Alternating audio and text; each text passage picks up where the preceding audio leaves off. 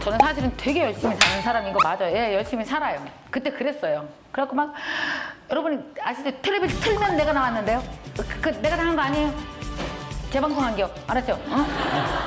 그때 틀면 나왔다 그랬어요. 막 틀면 나오고 막 정신없이 막 나는 너무 바쁘고 막 갑자기 우울하기도 하고 막 자존감이 바닥에 나고 막 힘들어 죽겠다 하는 중간에 갑자기 그냥 아세요? 내가 9시 뉴스에 나온 거 봤나? 9시 뉴스에 크게 났잖아요. 9시 뉴스에 우리 직원도 나갔어요. 우리 직원은 음성만 나갔어요. 아니 우리 대표님 지금 회사에 안 계시고요. 아니 잘 모르겠습니다. 아니 그건 제가 전혀 대답 드릴 수 없고요. 네 뭐 이런 거 했었다고. 그동안 내가 어떻게 지냈나 궁금한가요? 회사는 딱 5분의 1밖에 안 남았어요. 20명 정도 있던 직원은 5명으로 줄었어요. 그리고 저는 1년 내내 거의 강의를 못했어요. 강의가 다 캔슬되니까. 그러니까 내가 월급 주고 먹여 살리던 사람들을 더 이상 내가 케어할 수 없었죠. 가장 괴로웠던 게 뭔지 아세요? 난 강의를 너무 좋아한다고요. 나는요 사실은 50살 넘어서 하면서 20년 이상 강의하면서 내가 김미경인지 강사 김미경인지 구분이 안 갔거든요. 강의 안 하는 김미경은 내가 상상도 못 해봤어요. 근데 막 강의가 다 캔슬돼서 없어지죠? 난 집에 있었어요. 집에서 어떻게 있어야 되는지를 모르겠더라고요. 밖에도 잘 못 나가겠고. 그래서 제가 그때 제일 많이 했던 일이 뭐니? 산책했어요, 산책. 그냥 다리가 부러질 때까지 걸었어요. 어떻게 해야 되지? 나 강의 못하면 어떡하지? 그래서 나 강의 얼마나 좋아하는데 이대로 무너지면 안 돼. 나 어떡하지? 계속 고민하고 힘들고. 여러분 그거 알아요? 땅에 아무것도 없을 땐 사람이 하늘 봐요.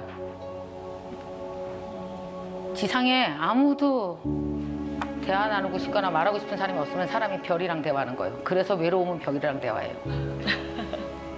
그래서 별이 친구가 되는 거예요. 그래서 별이랑 계속 이런저런 얘기를 하고 이거 몇 달을 한 것 같아요. 계속 걷고 막 속상해서 울고 그러다가 이런 생각이 딱 드는 거예요. 강의 안 하면 어때 미경아? 너는 왜 네 탄생보다 네 꿈을 더 중요한 걸로 생각하니? 김미경 그 자체로는 안 되겠니? 왜 꼭 강사해야 되니? 강의 안 하면 어때? 텔레비 안 나가면 어때? 그냥 김미경으로 살면 되지. 제가 오늘 이 방송에 나간다고 뭐 주변에 한두 사람한테 얘기하면 100% 이렇게 말해요. 잘해. 제가 성악을 전공했잖아요. 외국의 합창단과 한국의 합창단이 다른 게 있어요. 외국 사람들은 무대에 올라가기 전에 이렇게 말해요. 엔조이 하자. 자, 우리 준비 다 끝났으니까 엔조이 하자. 근데 우리 한국 합창단 이래요. 잘하자. 잘하자. 정신 바짝 차려. 너 항상 선생님이 지켜보고 있다고 생각하고 정신 바짝 차리라고. 지금 무대가 호락호락한 게 아니야. 그리고 이제 외국 합창단의 친구들이 끝나고 내려오잖아요. 그러면은 탁 내려오면서 이렇게 말해요. 즐겼니? 젠틀하다. 즐거웠어? 어땠어? 즐겼어? 저희는 내려오면서 틀렸냐? 야 아까 거기 플랫이냐? 아 틀린 것 같아. 그게 이제 차이가 있는 것 같아요. 어려서 이제 유소년 되게 명문 구단에 간 친구가 인터뷰를 했어요. 그래서 이렇게 물었어요. 유럽하고 한국하고 축구 같이 해보니까 어떻게 다른 것 같아요? 그랬더니 그냥 아주 툭 얘기하는데 이렇게 말해요. 한국은 이기려고 하는 거고 여기는 즐기려고 하는 것 같아요. 그래서 이기려고 하니까 골문 앞에서 힘이 들어가요. 그래서 볼이 뜨고 그리고 창조적 플레이가 안 나오는 것 같아요. 정말 핵심을 얘기해버린 것 같아요. 이기려고 해서는 어느 정도까지는 가는데 그 단계를 넘어가는 것은 인간의 창의적인 모든 플레이가 필요한데 거기에서는 이기려고 하거나 1등 하려고 해서는 그 창의성이 좀 줄어든다는 거죠. 그래서 어렸을 적에 그런 말들을 듣는 것은 아주 중요하대요. 아빠, 저 취직했어요. 그러면 이렇게 놀라는 거. 너무 좋겠다. 우리 아들. 이런 집이 있고 지금부터 시작이야. 지금부터 시작이야. 항상 겸손해. 네가 뭘 알아? 어른들 말씀 잘 듣고. 맞아. 그러면은 뭔가 이렇게 마음은 이렇게 되는데 기운이 오르지 않는데요. 그리고 이 언어를 쓴다는 게 왜 중요하냐면요. 나하고 사이가 안 좋은 사람은 남하고 사이 좋기가 조금 어렵게 되어 있는 것 같아요. 자, 이게 무슨 말이냐면 나하고 사이 좋은 사람이 있어요. 내 안에 셀프 텔러라는 존재가 있대요. 셀프 텔러. 나에게 말을 거는 나. 근데 이 나는 언제 말을 거냐면요. 평상시에는 안 걸다가 어떤 긴급한 상황이 툭 하고 올 때. 자, 오다가 접촉사고가 툭 났어요. 그럼 셀프 텔러가 여러분에게 말을 걸 거예요. 두 종류로. 첫 번째, 천만다행, 몸 안 다쳐서 다행이다. 차는 보험 처리하면 돼. 완전 오늘 건진 거야. 안 다쳤잖아. 벨트도 하고. 이러는 사람이 있고 차가 툭 박히는 순간 어쩐지 요즘에 별일이 없었다. 이씨. 아이고 나 진짜 나 요즘에 뭐가 잘 돼서 불안했어. 이씨. 에이 짜증나. 씨. 그 셀프 텔러가 보통 딱 뭐라고 말해요? 너 이럴 줄 알았다. 아, 어쩐지 행복하다 했다. 요즘 아무 사건 사고도 없다 했다. 딱 이렇게 진짜로. 저는 그냥 이러고 마는데. 아 봐봐 안 다쳤지. 괜찮다. 뭐라고 해요? 저는 거의 전자편이에요. 큰 일을 막기 위해서 액땜을 했나 보다. 근데 좋게 생각하는 편이에요. 황보미 씨. 저도 전자편인데 좀 세옹지마라는 생각을 많이 해서 아 그래요? 저도 다시 하겠습니다. 안 돼. 세상 그렇게 호락호락하나요? 괜찮아. 자, 그럼 여러분은 한번 우리가 다 들어볼 수는 없으니까 나는 그런 사건 사고가 툭 날 때 야, 몸 안 다쳤으니까 천만다행이야. 이만하면 다행이야. 이런 소리가 들리시는 분 손 한번 들어보세요. 내리시고. 어쩐지 요즘에 별일이 없었어. 솔직히. 거의 반반 정도 되시네요. 그러면 그 셀프 텔러라는 건 과연 어디에서 왔을까요? 알아봤더니 여러 가지의 경우가 있는데요. 첫 번째, 우리가 그러한 사건, 사고를 당했을 때 우리의 가장 가까운 곳에서 우리에게 말해준 사람들의 언어와 비언어에서 영향을 꽤나 많이 받았대요. 저는 어려서 미국 영화를 봤어요. 미국 갔어. 아이가 비싼 접시가 깨졌는데 엄마가 화를 내지 않더라고요. 그리고 아이에게 와서 뭐라고 말하죠? Are you okay? 얼굴 표정, 비언어를 쓰면서 Are you okay? No problem. Don't worry and I love you. 저는 그때 제가 미국 스타일이라는 걸 알았어요. 제가 USA 엄마랑 너무 잘 맞더라고요. 저희 엄마 전라도 해남 사람이에요. 겁나부라. 이것이 오네 아주 징해부라. 저희 그랑 했더니 뭐단지 냉겨두냐 다 깨부러라.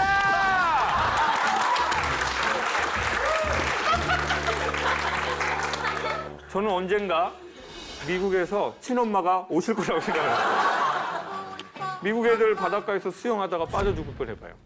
엄마 아이 구해내고 아이가 인식이 돌아오자마자 눈물을 머금으면서 그 서글서글한 비언어를 쓰면서 똑같이 말해요. 뭐라고 한다고요? 오케이. Are you okay? No problem. Don't worry. And I love you. 너무 좋다. 그리고 마지막 아이의 운명을 바꿀 긴 대사를 치죠. 넌 이 힘든 사건을 통해 네가 우리에게 얼마나 소중한 아이라는 것을 결코 잊어서는 안 된다. 지금 여러분 얼굴 표정이 그건 왜 영어로 안 하냐?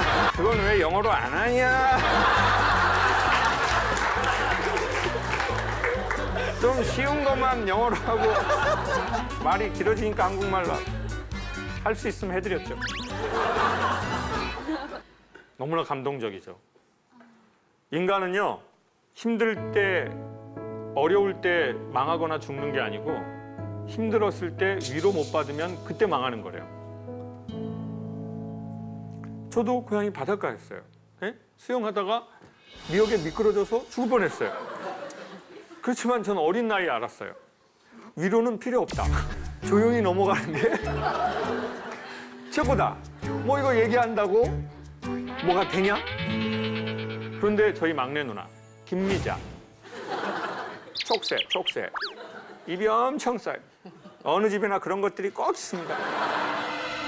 그 촉새가 가서 엄마한테 보자질을 했고 아들은 죽을 뻔했고 집에 겨우 살아서 들어온 아들에게 엄마가 뭐라고 하면 아들의 인생이 반전 가능하다고요? Are you okay? No problem. Don't worry. And I love you. 근데 엄마는 저를 보시더니 짧게 하시더라고요. 못한 지 살아버렸냐? 아가, 너는 못한 지 살아버렸어. 하라는 공부를 안 하고. 그러면은 그때 저는 아이가 느꼈던 감정을 기억해요. 첫 번째, 자책. 나는 왜 하라는 공부를 안 하고 이렇게 바닷가에 놀러 가서 나는 왜 이렇게 쓸데없는 짓을 하나? 엄마 말대로 공부도 못하고 이런 일이나 하고 그러면 아이는 자책하게 되는 거예요. 나는 꿈이 없다는 사람들한테 그런 얘기를 하고 싶어요. 나도 꿈이 없지만 나는 뭐가 있느냐? 모르겠어요. 난 나를 너무 사랑하는 것 같아요. 아침에 일어나서 날 보면 너무 싫을 거야. 20대 때 나는. 왜냐면 내가 없어도 세상은 너무 잘 돌아갈 것 같고 나는 그냥 방 한구석에 처박혀 있는 전형적인 백수 같고 그런 20대 때 내 모습이 너무 싫었는데 근데 매일매일 눈을 뜨면 제일 봐야 되는 사람이 난데 내가 끔찍하면 이제 못 살 거 아니에요. 그랬을 때 나를 어떻게 하면 데리고 살 때 자랑스럽게 데리고 살 거냐. 나는 그런 생각을 해봤던 것 같아. 아침에 일어나서 나를 데리고 하루를 시작할 때 내가 얼마나 그게 나 스스로에게 만족할 만하냐. 열정이라는 건 직업에만 있는 게 아니에요. 그러니까 내 자신한테도 있을 수 있거든요. 나를 보여주고 싶어하는 열정, 나에게 어떤 완성도를 주고 싶은 열정. 근데 그거를 직업이라는 어떤 눈에 보이는 하나가 있어야만 열정이라는 게 있다면 그분은 그게 없어질 때마다 힘드실 거예요. 눈에 보이는 목표가 없어질 때마다. 어떤 일을 하든지 어떤 공간에 갖다 놓든지 자기에 대한 열정이 있는 사람들은 자기 길을 뚫고 나가요. 그런데 열정이 자기한테 있지 않고 외부에 있는 분들은 외부의 요건이 바뀌면 계속 삶이 흔들릴 수 있거든요. 그러니까 꿈이 없다는 거에 너무 좌절하지 않으셨으면 좋겠고 조급해하지 않으셨으면 좋겠어요. 꿈이라는 건 그 이름을 붙이기 나름이에요. 난 내 자체가 꿈인 것 같아요. 내 스스로에게. 벤치마킹이 뭐예요? 잘된 사람 성공 포인트 1, 2, 3 갖다 쓰는 거죠. 그죠? 되게 궁금하지 않아요? 저 사람 어떻게 하다가 강사가 됐대? 성공 포인트 1, 2, 3. 그래갖고 내가 아트스피치 책 썼거든요. 보지 말아요. 어차피 읽어봤자 못해요. 왜 그런지 아세요? 잘난 척하는 게 아니고요. 잘 보세요. 저는 강의를 지금까지 24년을 했어요. 강의에 관한 한 나는 가장 실패를 많이 한 사람이 김미경이라고 생각해요. 가장 자주 했다면 실패를 가장 많이 했겠죠. 근데 어렸을 때 강의 처음 했을 때 내가 얼마나 정말 실패를 했는지 지금도 기억이 나는데 한 회사를 강의를 갔거든요. 근데 8시간 강의를 할 때가 있어요.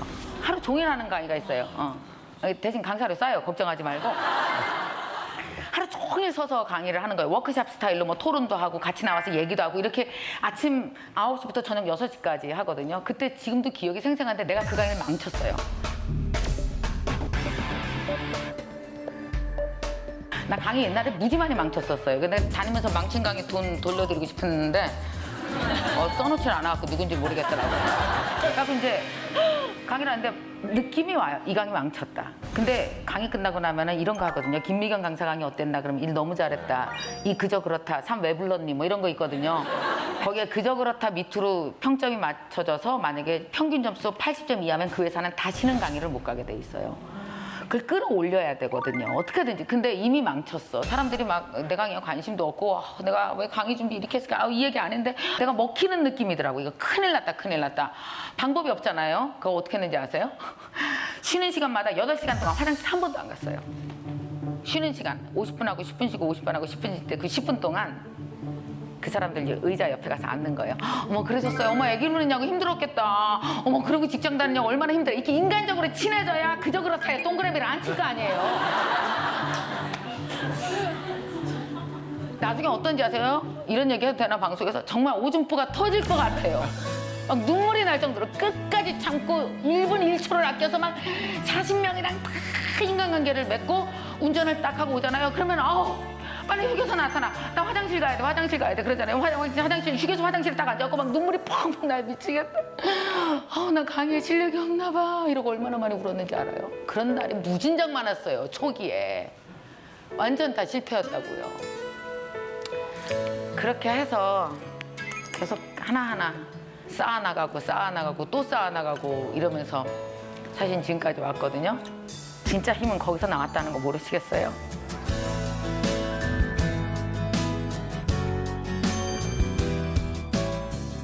기억나는 스피치 이렇게 하면 잘할 수 있는 1, 2, 3 성공 포인트만 적었고 뭘 안 적었냐 하면 봐요. 1이라는 성공 포인트를 만들기까지 내가 0.00001, 그 다음에 0.00002, 002, 그 다음에 0.001이 됐고, 그 다음 0.01이 됐고, 그 많은 엄청난 숫자를 거쳐서 1이 됐을 거 아니에요.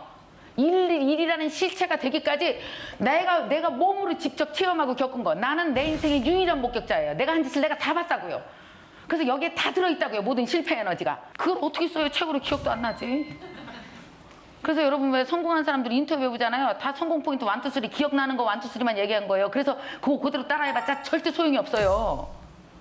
그래서 진짜 믿어야 될 거는 남들의 성공 포인트 1, 2, 3가 아니라 뭐예요? 내 0.1을 믿어야 되는 거죠. 내 0.01을 믿어야 되는 거지. 다 이 몸이 해내는 일이지. 그래서 여러분은 어떤지 아십니까? 0.001, 002만큼 크기 때문에 세상에 나는 드럽게 느려 터진 것 같은 거예요. 남들은 금방 되는 것 같고, 맞죠? 남들은 그렇잖아요. 어떻게 그렇게, 10년 만에 그렇게 됐대, 얘. 그 사람한테 가서 물어보세요. 매일매일 얼마나 많은 소수점을 지나왔는지. 근데 나는 어때요? 어제 오늘 비교해보면 0.01에서 0.02로 갔어요. 이게 무슨 성장이야. 그래서 이 세상에서 제일 어려운 게 뭔지 아십니까?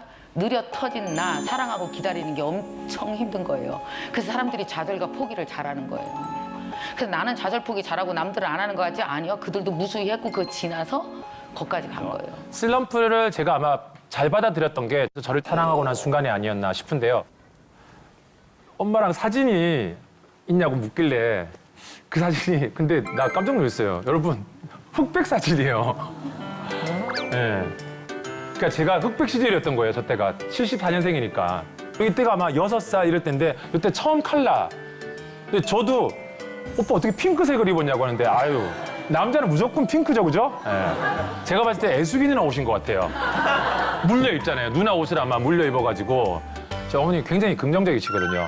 엄마랑 제가 캐릭터가 거의 비슷한 것 같아요. 엄마가 이렇게 전화하면 자기 얘기만 하세요. 영철아 그래서 미역하고 저기 부쳤고 김치랑 그거 하고 부쳤다. 그거 해가지고 저기 택배 받으면 그거 하면 되고 영철아 그거 냉장고에 넣어놔야 된대. 그래가지고 저래도 엄마 그러면 뚜 그래서 자기 얘기만 하시고 이렇게 끊으세요. 비가 올 때 여러분 혹시 엄마가 우산을 다 갖다 주고 하셨나요? 저는 비 올 때 우산을 갖다 주는 엄마가 너무너무 부러웠던 것 같아요. 근데 엄마가 이제 그때 낮에 일을 하셨거든요. 엄마는 다른 거 했어요. 엄마 나는 진짜 엄마 다 친구들 다 비 오면 엄마가 데리러 오고 하는데 엄마가 일을 하는데 니를 어찌 데리러 가노? 네가 내 한번 데리러 와봐라 그러면. 너무 놀래가지고 엄마 그래서 왜 그럴 때 있죠. 슬퍼할 틈이 없는 시간. 울라고 하면 엄마가 너무 획기적인 애드립을 쳐가지고 네가 가면 다음에 비 올 때 내 데리러 온나 그러면 됐지? 네 해가지고 그 얘기 한번 일단락이 됐던 기억이 나고 저는 의외로 엄마 우는 적을 제가 본 적이 없는 거예요. 많이 안 울었던 것 같아요. 그래서 어느 날 엄마는 힘든 적이 없나 이렇게 물어봤더니 와 힘든 적이 없겠노. 엄마 나 이렇게 엄마 보면 진짜 우는 것도 한 번도 못 봤던 것 같다 했더니 엄마가 와 한 번씩 울었다. 내가 안 볼 때 진짜. 그래 장독 뒤에 가가지고 이렇게 그것도 엄마 흉내내요. 이렇게 울고 빨래 이렇게 걸다가 빨래 뒤에서 이렇게 막 울고 진짜 그래 또 슬프다가 이제 울다가 또 하면 갑자기 막내 막순이 이모 전화 왔고 언니 세이야 오늘 저기 우리 미역 뭐 열광줄했다 와이고 열광줄했나 하다 또 눈물 닦고 뭐 그러다 보면 또 막 안 울고 뭐 그렇지 뭐 와 엄마가 속이 없어서 그런갑다. 어떨 때 막 슬프다가도 웃기는 일이 있으면 이렇게 웃기더라고. 저도 엄마를 닮았는지 프로그램 오늘까지만 나와주셔도 될 것 같고 다음 주도 안 나오셔도 된다고 하면 속상해서 집에 오다가도 누가 구두 여성분 가다가 따까따까 이러면 저도 모르고 웃고 있는 저를 발견했어요. 그래서 슬픔이 생각보다 시간이 길게 안 가요. 저도 좀 이렇게 하루만이라도 좀 이렇게 슬퍼봤으면 좋겠거든요. 내가 20대 때 했던 가장 큰 고민, 절름발이라는 고민을 굉장히 많이 했어요. 왜냐하면 나는 말을 너무 잘하는 거야, 내 생각에. 말도 잘하고 논리적이고 비판 능력도 뛰어나고 그런데 사회는 나한테 기회를 안 줘. 그러니까 절름발이라고 생각한 건 뭐냐면 내가 내 자신을 생각하면 나는 머리는 이만한데 몸은 요런 느낌이 드는 거예요. 그러니까 그 불일치죠. 내가 이상도 대단하고 머리에 든 것도 많고 똑똑하다고 생각하는데 실제로 내 몸은 할 줄 아는 게 없는 거죠. 그러니까 그 괴리감을 나는 이길 수 없어서 오히려 그냥 내려오는 쪽을 택했던 것 같아요. 그러면서 다 잊어버리려고 그러고 그 고민이 어떻게 보면 전환점이었던 가장 큰 고민이었어요. 그런 갈등의 20대를 나 또한 보냈는데 여러분들도 아마 지금 많은 가치관의 혼돈과 그 속에서 많은 고민들을 하고 계실 거예요. 그래서 오늘의 주제는 20대들이 지금 많이 하는 고민들 주제별로 한번 얘기를 해볼 거예요.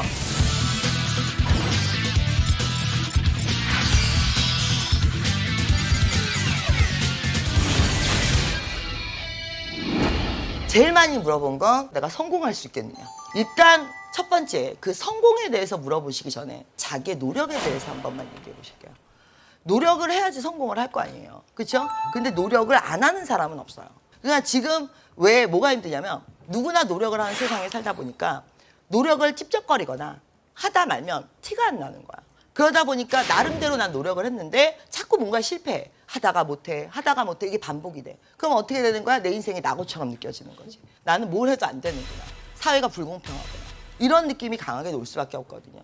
뭐든지 노력을 남발하지 마세요. 안 하려면 깨끗하게 물러나세요. 안 하려면 찝쩍거리지 마세요. 노력을.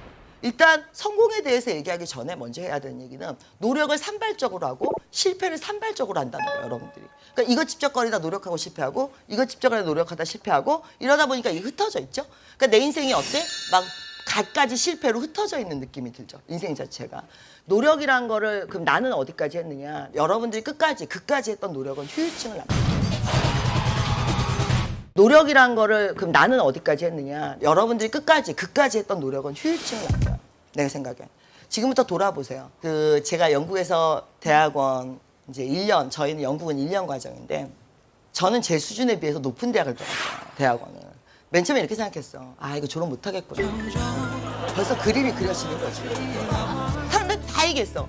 나 저기 석사요. 그런데 내가 이걸 접고 가봐. 그냥은 못 돌아가겠는 거지. 그래가지고 보통 10시간 앉아있으면 되는 거 15시간씩 앉아있고 일부러 더 18시간씩 앉아있고 막 어지럽고 책상에 앉아있는데 한 8시간 이상 안 일어나고 앉아있다 보면 이 무릎 아래로 이렇게 신경이 죽는 그런 느낌이 들어요. 그러면 일어나면 막 그 중심 못 잡아가지고 막 쓰러지고 막 이럴 정도로 더 미련하게 버틴 것 같아. 왜? 이러다 보면 쓰러지겠지.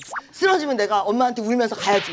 근데 안 쓰러지는 거야, 사람이 툭해가지고. 그래가지고 그래 졸업을 했어. 그래가지고 근데 저희 석사기숙사동이 레이크하우스라는 데였는데 거기 옆에 호숫가가 보여. 저희 학교에 호숫가가 있는데 근데 아침에 되면 예쁜 여대생 학부 학생들이 예쁜 트레이닝복을 입고 뛰어요 막.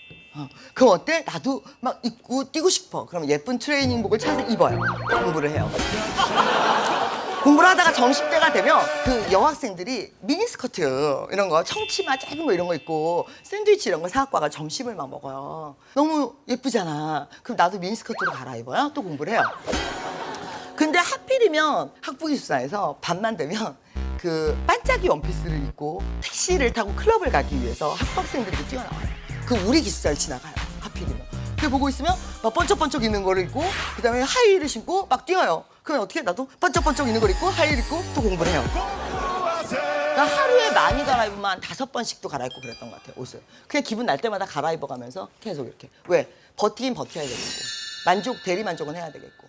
근데 지금도요 하루 종일 같은 옷을 입고 있으면 뭔가 찝찝하고 불안하고 그 다음에 그 또 다른 휴유증은 음식인데 내가 제일 좋아하는 음식이 뭐냐 줄줄이 소세지 있잖아요. 난 그 우리나라에만 있는 줄 알았어. 외국에도 있더라고. 뭐 그거를 솥에다가 푹 삶아요. 느끼하니까 2봉지를 떠가지고. 그리고 김치는 못 먹잖아. 그러니까 양파를 2덩이를 딱 이렇게 해요. 까요. 그 다음에 그래도 느끼하거든요. 그러니까 그 머스터드 소스하고 고추장은 냄새가 안 나니까 그래서 쟁반에 딱 얹어요 아침에. 그 다음에 그거를 전자레인지에 올려놔요. 2시간에 한 번씩 돌려서 먹어요. 2시간에 한 번씩. 그러면서 버티는 거야. 하루 종일. 나는 그 음식이 아직까지도. 그래가지고 나는 제일 좋아하는 음식이 아직도 소세지고 양파예요. 양파. 내가 그 상황을 버티기 위해서 나하고 함께 했던 것들. 그럼 내가 이제 이걸 왜 얘기를 했냐. 여러분들도 지금 공부나 혹은 뭐 어떤 준비를 하고 계실 거예요. 그걸 버티기 위해서 스스로 어떠한 습관을 갖고 계세요? 그걸 버텨야 되는 순간까지 안 가셨어요, 아직? 그냥 적당히 풀고 계세요?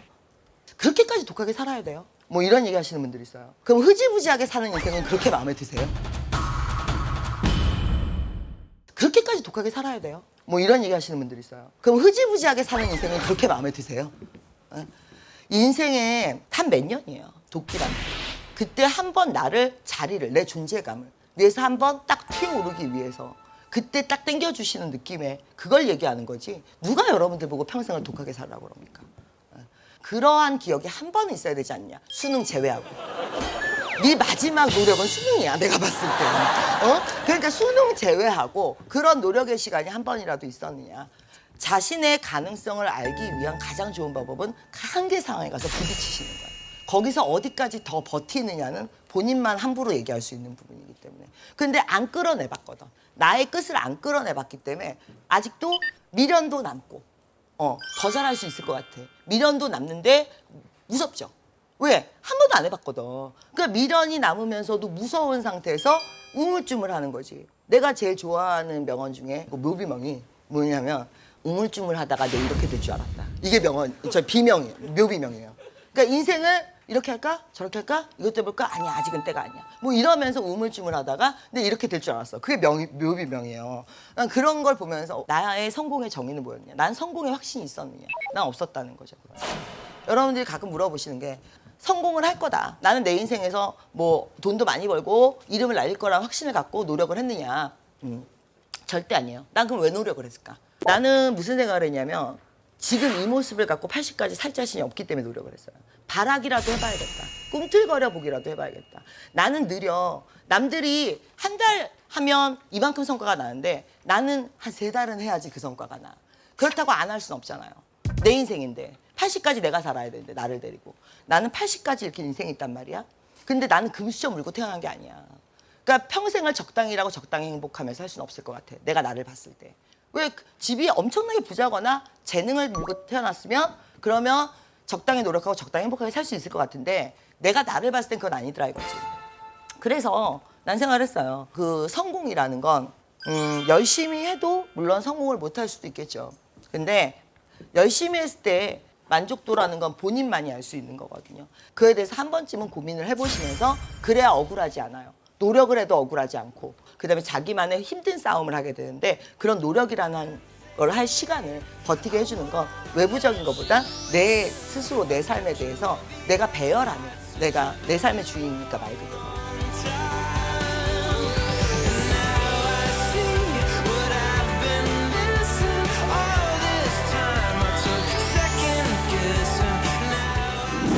슬럼프를 일단 첫 번째. 슬럼프란 말을 인정해 본 적이 없어요. 난 슬럼프야. 이 말을 내가 해본 적이 없어요. 나는 그것도 솔직하게 얘기하면 감정적 사치라고 생각하고 유난 떤다고 생각해요. 슬럼프라는 것도. 사람이 사는데 5단계가 있더라고. 일을 이렇게 쭉 살아보니까.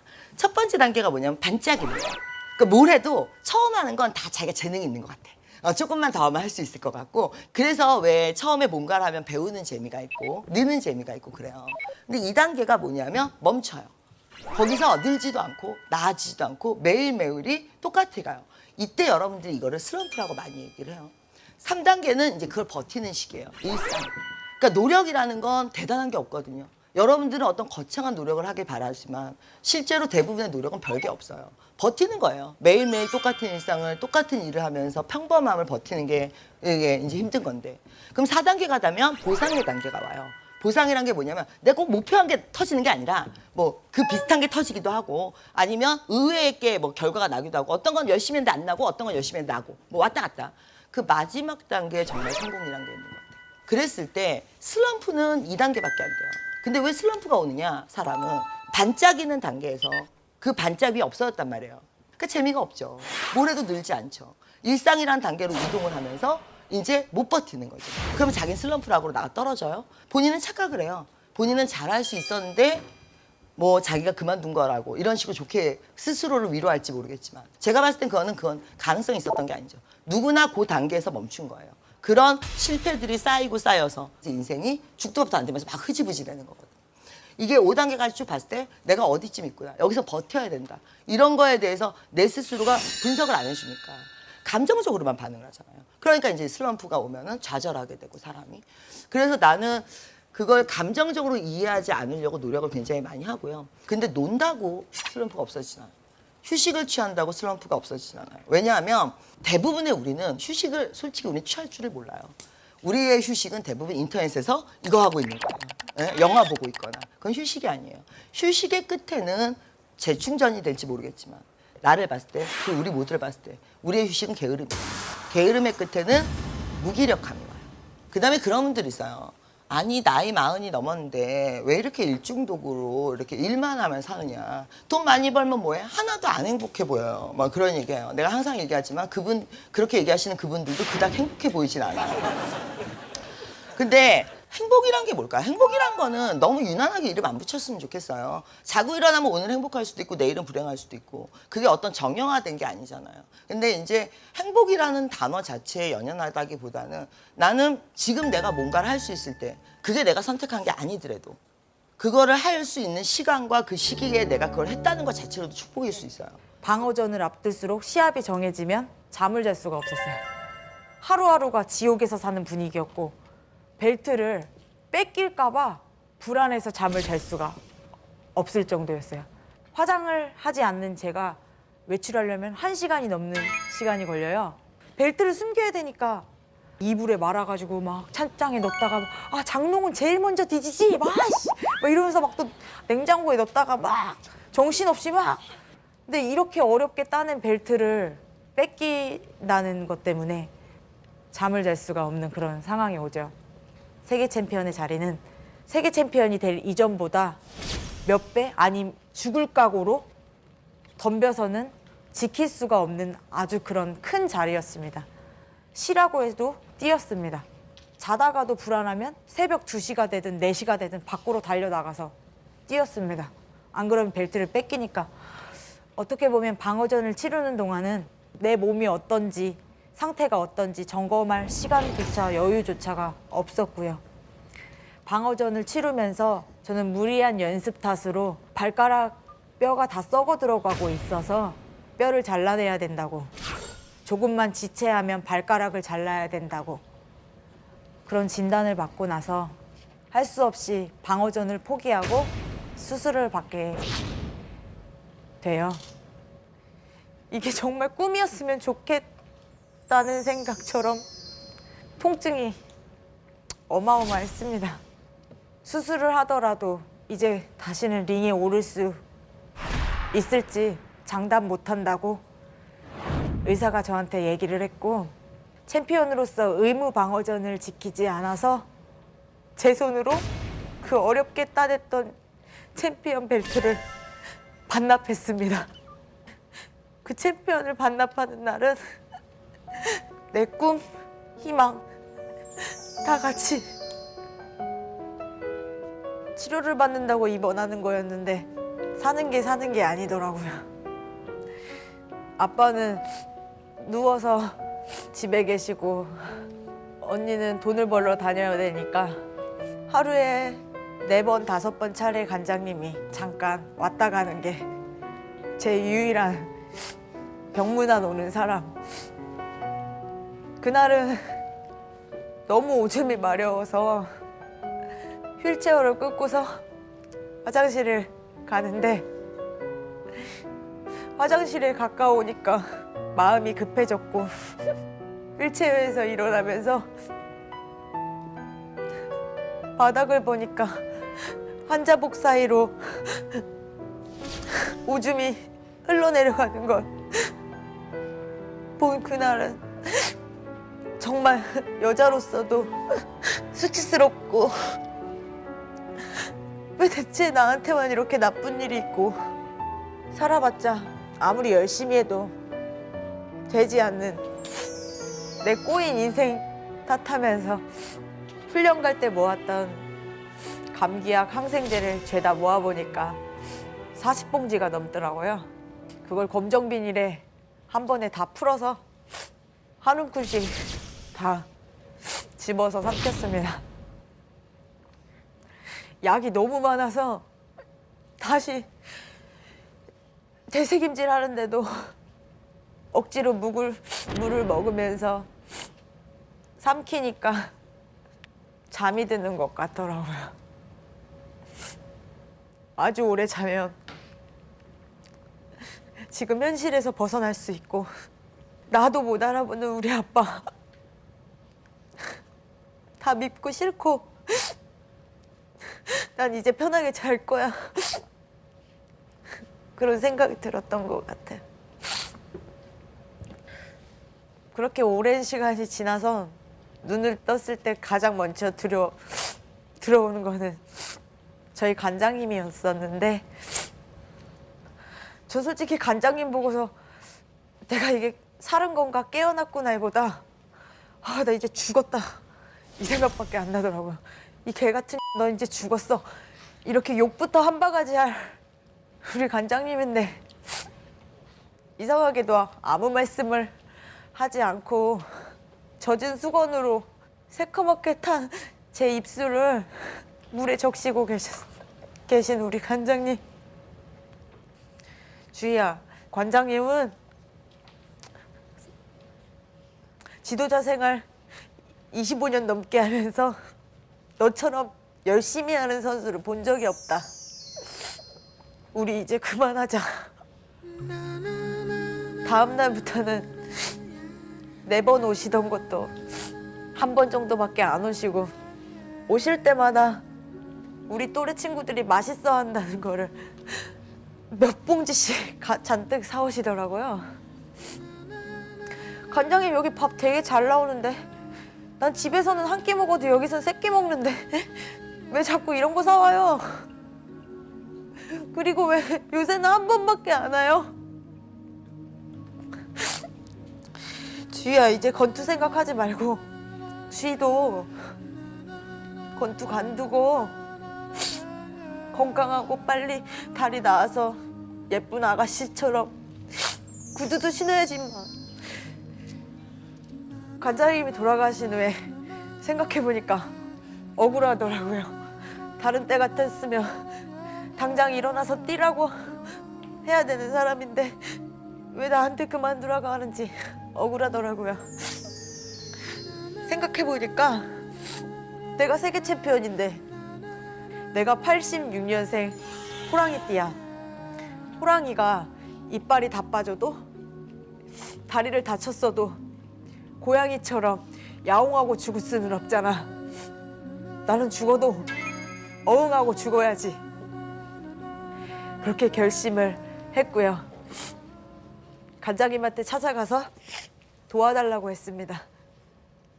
그렇게 결심한 저도 막상 제기를 하기 위해서 연습을 하다 보니까 움직이지도 못하는 뒤뚱거리는 다리로는 시합을 나갈 수가 없겠더라고요. 다시 못하겠다는 얘기를 관장님한테 눈치를 보면서 드리려고 하는데 저를 부르시더라고요. 주희야, 관장님이 비밀을 하나 알려줄까? 60이 다 돼가는 내가 사실 겁이 진짜 많어. 겁쟁이야. 네가 링에 올라가는 것만 봐도 야 심장이 벌렁벌렁해서 볼 수가 없을 정도야.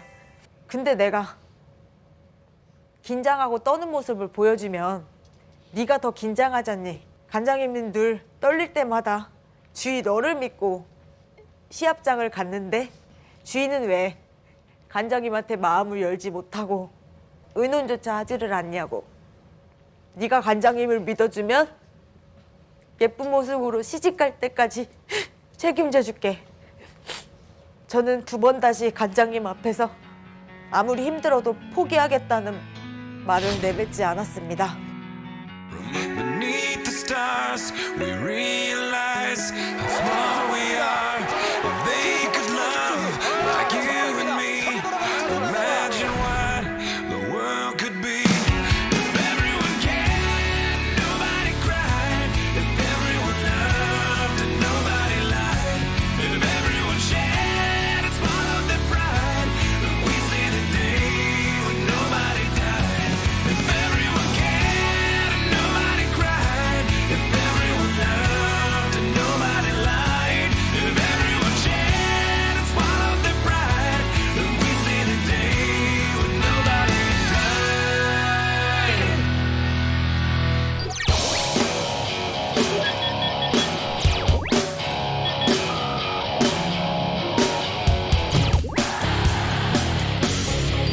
오늘 여기에 오신 여러분들에게 저에게는 가장 특별한 분을 소개하려고 합니다.